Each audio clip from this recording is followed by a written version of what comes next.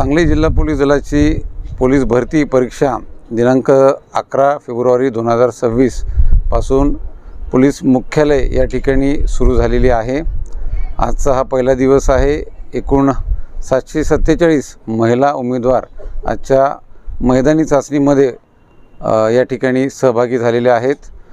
उद्या आणि परवा म्हणजे दिनांक 12 आणि 13 हे 2 दिवस पुरुष उमेदवार भरतीसाठी अपीयर होत आहेत। एकूण उमेदवारांची संख्या साधारणतः 3200 असून सांगली जिल्हा पोलीस दलाच्या 59 रिक्त जागांसाठी ही भरती परीक्षा पार पडत आहे।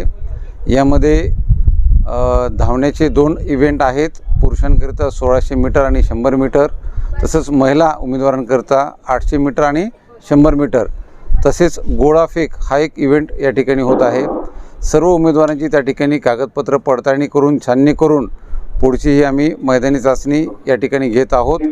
आपल्या माध्यमातून मी सर्व नागरिकांना आवाहन करतो, आपण कुठेही कोणत्याही चुकीच्या गोष्टींना बळी पडू नकात, अफवांना बळी पडू नकात। जी प्रक्रिया आहे ती पूर्णतः मेरिटवर, गुणवत्तेवरच आधारित आहे। या ठिकाणी सर्व वरिष्ठ अधिकारी माझ्यासह स्वतः जातीनं लक्ष घालून ही भरती परीक्षा पार पाडत आहेत। धन्यवाद।